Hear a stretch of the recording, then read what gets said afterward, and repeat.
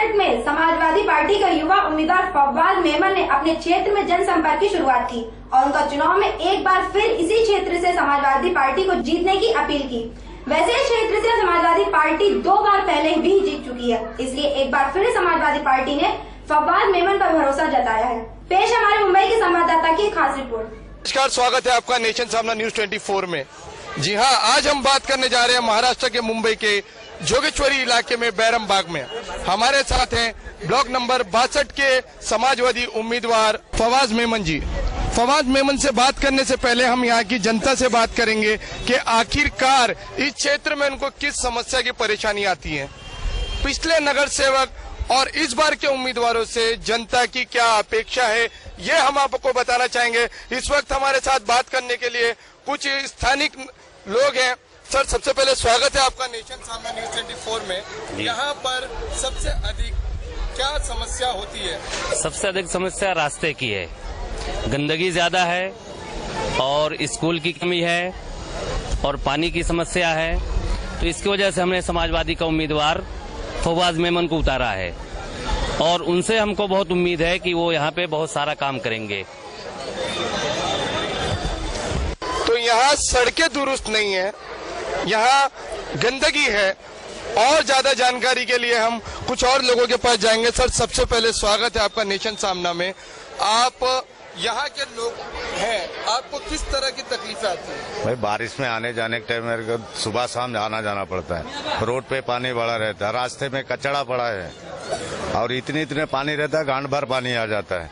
उसके लिए कोई देखने नहीं आता। दिन भर कचड़ा बास मारता है, निकलो तो घर से बाहर आओ तो।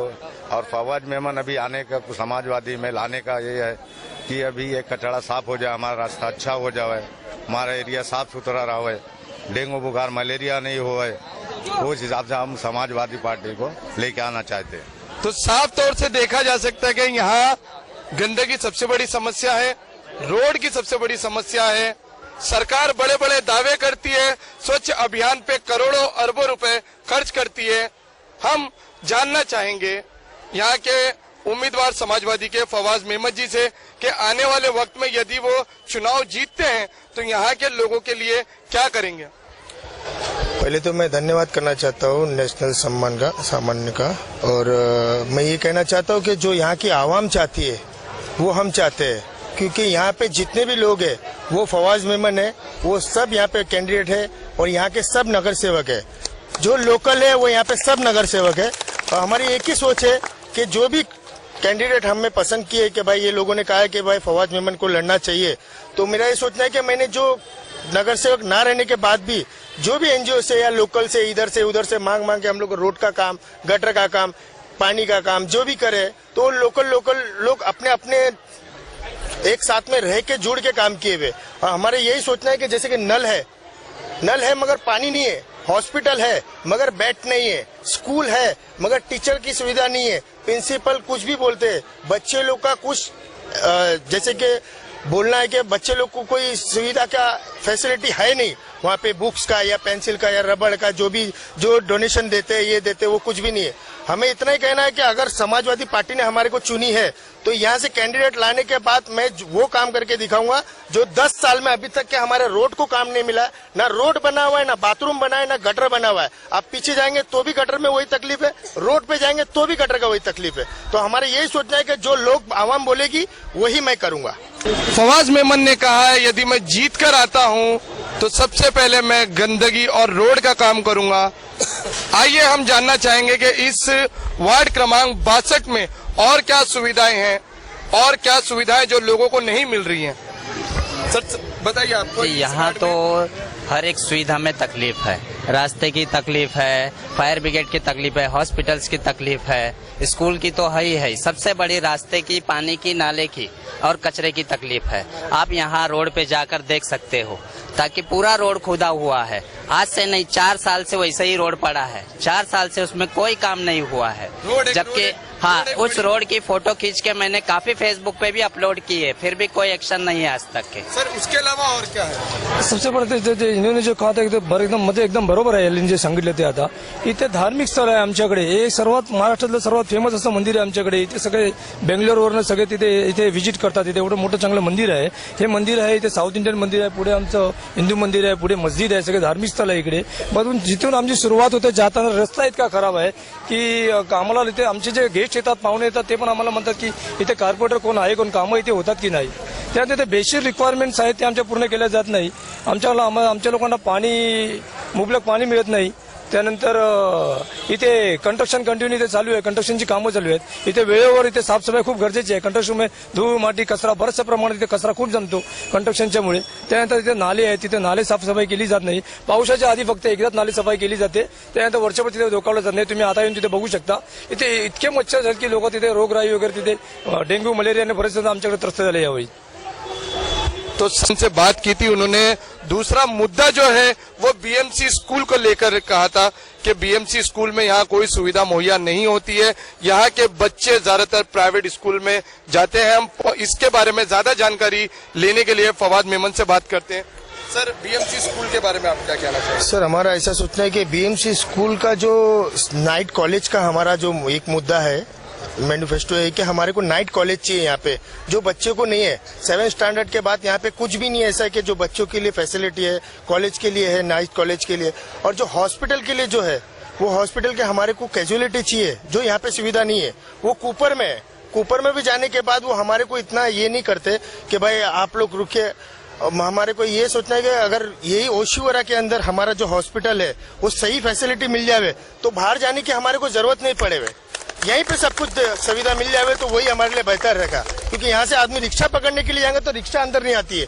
वो इसलिए है क्योंकि यहाँ पे रोड खराब है अगर रोड खराब है तो रिक्शा अंदर घुसती नहीं है जो बुजुर्ग है जो 60 साल के 70 साल के सिटीजन लोग है जो सीनियर सिटीजन लोग है उन लोग अंदर रिक्शा लाते नहीं है ड्राइवर लोग वो इसलिए क्योंकि रोड खराब है वहां से लोगों को पैदल चल के आना पड़ता है और जो सीनियर सिटीजन है उनको यहाँ तक आने के लिए 10 मिनट लग जाता है पैदल 2 मिनट के रास्ते को सर यदि आप जीतते हो तो इस क्षेत्र में आप इन लोगों को कौन कौन सी सुविधा मुहैया कराएंगे पहले तो मैं बीएमसी के जितने भी स्कूल्स है अपने यहाँ पे जो 3 स्कूल है वो उनको फैसिलिटी दिलाने की कोशिश करूंगा और दूसरा हॉस्पिटल है जिसमें कैजुअलिटी चाहिए और नैरो सर्जन चाहिए हमें सर्जन नहीं नैरो सर्जन चाहिए जिसके लिए हमारे को लोगों को भागना पड़ता है नानावटी जे और जो प्राइवेट हॉस्पिटल में है जिनके पास पैसे नहीं है वो क्या करेंगे उसके ऊपर हम ये सब चीजें मुद्दे उठा के हम आगे की कोशिश करेंगे और मैं सोचता हूँ कि लोग मुझे ज्यादा से ज्यादा वोट देके मुझे ऑपोजिशन में बिठाए और ताकि मैं जो काम एक बार में प्रस्ताव रखूं तो वो मेरा पास होना चाहिए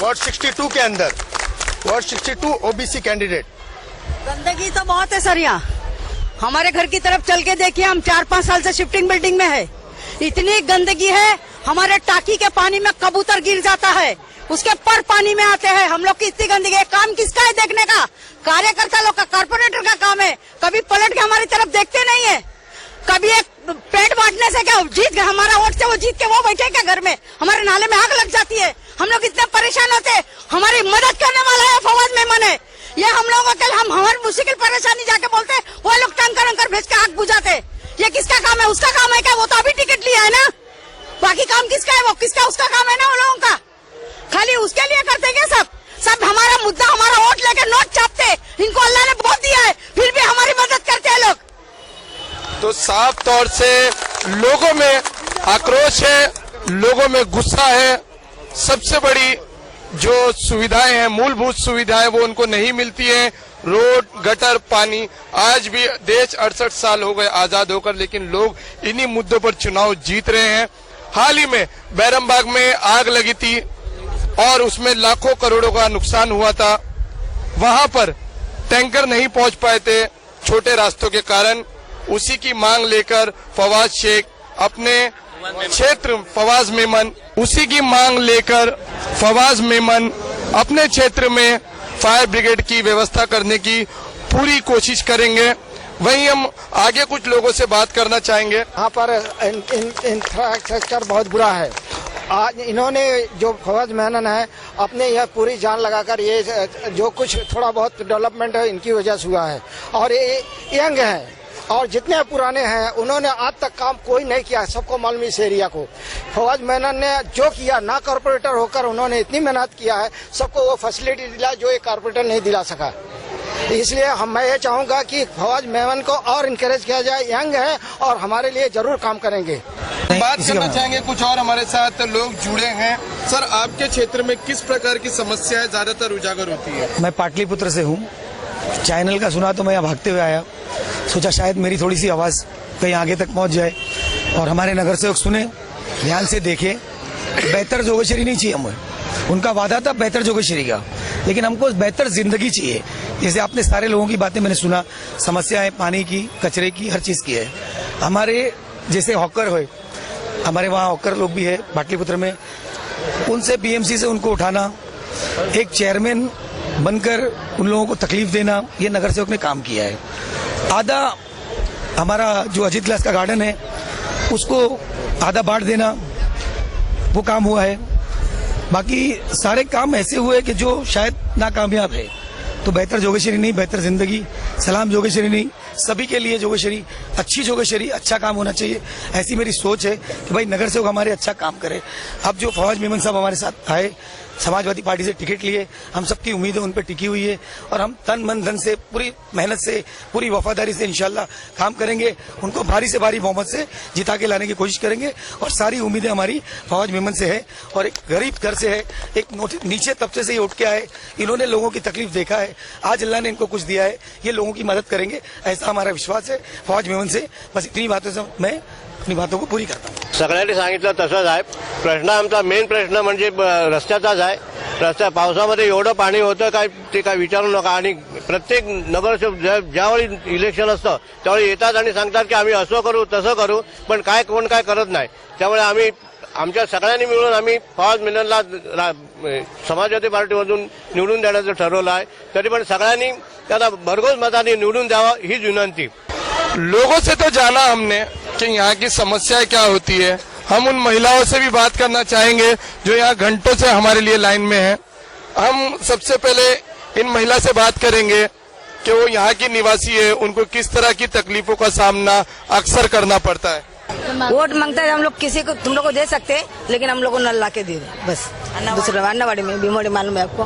तो नल की बड़ी समस्याएं हैं, कई महिलाएं जुड़ चुकी हैं। आप क्या समस्या है? यहाँ पे गंदगी की वजह से हमारे मेहमान भी आ नहीं सकते। इतनी गंदगी बढ़ गई है कि जितना चाल इतना अच्छा था, लेकिन जब से बिल्डिंग के जो प्रोग्राम आया है, लेकिन इतनी गंदगी बढ़ गई है कि हमारे किसी रिश्तेदार को भी बुला नहीं सकते। तो समस्याएं अनेक हैं और लोग जुड़ते ही जा रहे हैं समस्या लेकर, लेकिन करने वाले आने वाले नगर सेवक होंगे। किस चीज की तकलीफ है आपको? इधर पानी का भी जरा प्रॉब्लम बहुत होता है और गंदगी बहुत ज्यादा है, तो साफ हो जाए उसी का प्रॉब्लम है। पानी का जो सही समय पे पानी सब मिले, उसी का समस्याएं बहुत है, लोग काम नहीं करते।